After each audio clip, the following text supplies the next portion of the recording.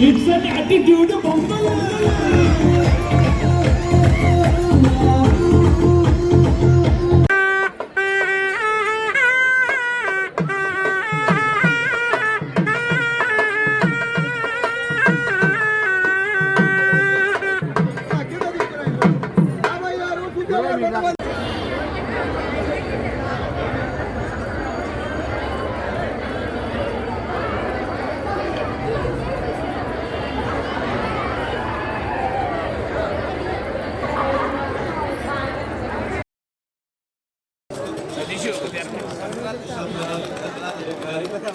చాలా చాలా సంవత్సరాల నుంచి చాలా బాగా జరగటమే కాదు, అందరినీ తీసుకొచ్చి వాళ్ళందరినీ కూడా దీంట్లో చాలా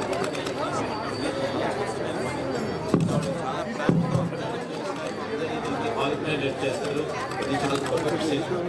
అంతేకాకుండా ఇటువంటివన్నీ అందరూ ఉన్నప్పుడు అలాంటి పెద్దవాళ్ళు కూడా దీంట్లో చక్కగా పాల్గొని నిజంగానే మేము చాలా సంతోషిస్తాం. అందరిలోని కురవాళ్ళు జరుపుకున్నట్టు.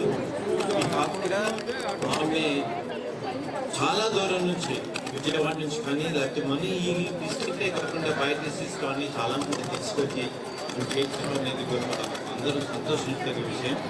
ఈ సంక్రాంతికి అందరికీ మంచి శుభాకాంక్షలు అందజేయాలని నేను ప్రత్యేకంగా. అలాగే సరళాదేవి గారు, మా అమ్మాయి సరళాదేవి గారు కుటుంబ సభ్యులందరూ చాలా చక్కగా దీంట్లో ఉండి అందరికీ వాళ్ళందరికీ కూడా మంచి ఆరోగ్యం సంతోషాలు కలగాలని, ఆ కుటుంబానికి కలగాలని ప్రత్యేకంగా. 15 సంవత్సరాలుగా మరి సరళాదేవి గారు ఎంతో చక్కగా మన ట్రెడిషన్ అయినటువంటి ఈ యొక్క పండుగని వారి యొక్క భుజస్కంధాల మీద నడుపుతూ మరి అటు సహజ జంతుజాలం లాగా ఉన్నటువంటి కోడి పందాలను కానివ్వండి, మరి ఎడ్ల విధానం కానివ్వండి, ఇందాక అనేక రకాలైన మన ట్రెడిషనల్ వ్యవస్థలన్నింటినీ చూపించడం, వాళ్ళందరినీ ప్రోత్సహించడం, జిల్లా నాయకత్వమే కాకుండా రాష్ట్ర నాయకులందరినీ కూడా ఇక్కడికి తీసుకురావడం ప్రతి సంవత్సరం ఇది మొదలవటం.